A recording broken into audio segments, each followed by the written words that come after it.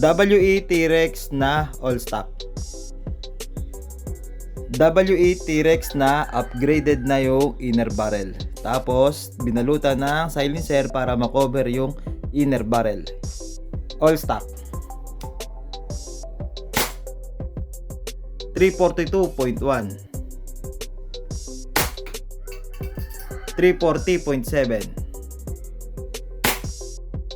335.9.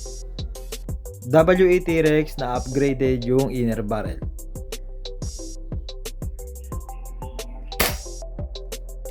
415.1, 417.6, 414.2, 409.9. Malaki na yung naging diferensya ng napalitan ng inner barrel kumpara sa stock na WE T-Rex natin.